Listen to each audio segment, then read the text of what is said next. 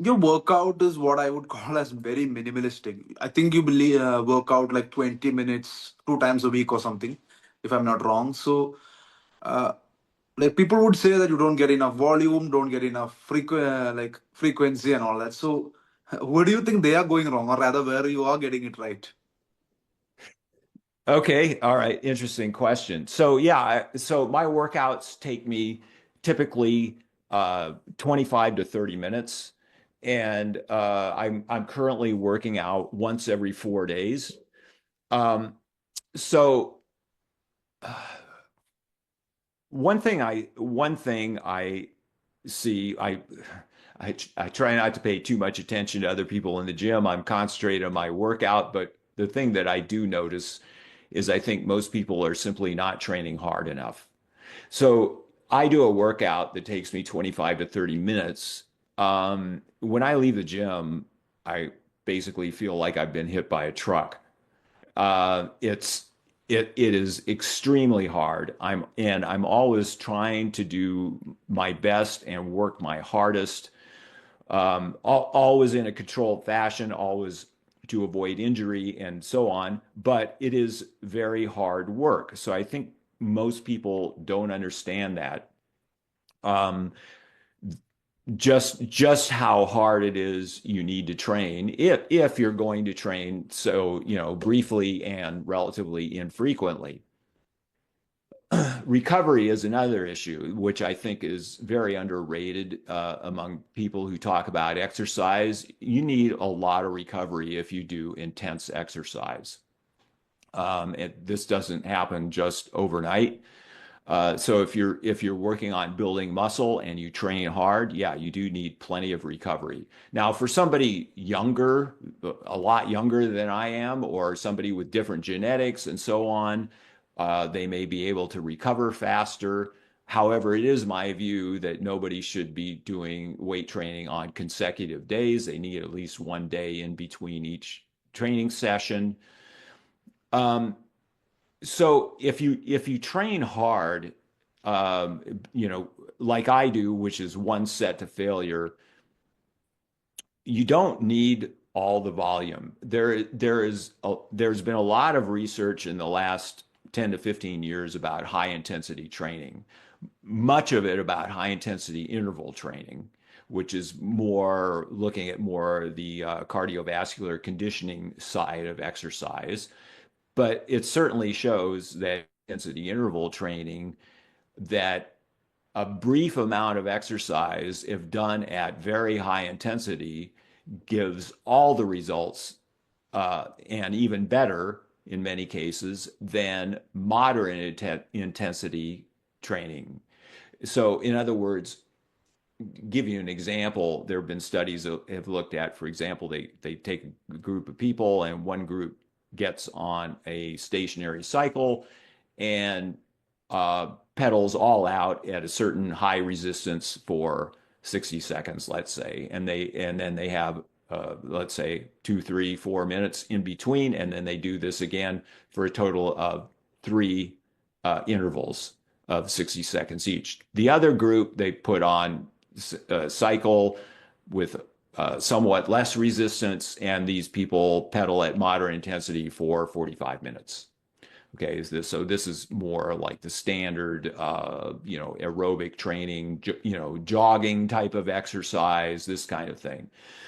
The people who do the high intensity interval training improve their fitness just as much, if not more, than the people who are doing the moderate intensity training in vastly less time. So, this principle, there's less work on this, but there is some good research on one set to failure. That if you do one set to failure, you're getting as much you're getting high intensity. You don't need as much volume. Furthermore, more volume uh, eats into your recovery time. So you want to get the optimal amount of exercise. You don't want less, you don't want more. You want the optimal amount that's going to stimulate muscle growth and give you uh, uh, and then allow you to recover. So you don't want to go back into the gym when you're not fully recovered. So I don't know if I've touched on everything there, but that's basically my philosophy of training. I get good results from it. I think people need to train hard. They need to do it in a safe manner. There are a lot of misconceptions about high intensity training. A lot of people conflate it with using super heavy weights, and that's not what it is. High intensity refers to the amount of effort that you put into the lift. So, it's not about necessarily, deadlifting 300 pounds or something like that. It's not about doing heavy one rep max lifts. It's about pushing hard until you get to failure. Right. Just a follow-up question on recovery. What would be the signs that you are actually pushing your limits and you're not, like you said, consecutive days strength training can be counterproductive. So what signs can someone see if, they are doing it wrong?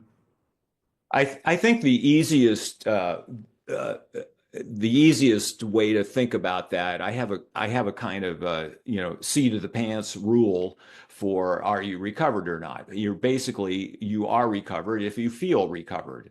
And so when somebody goes in to do their strength training session or really any other form of intense exercise, they should feel fresh and rested and ready to give it their best shot every time they do it.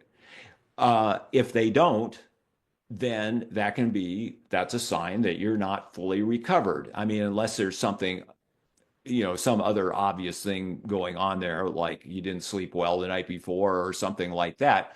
But generally speaking, you're fully recovered if you feel recovered and if you're ready to give it a hard workout.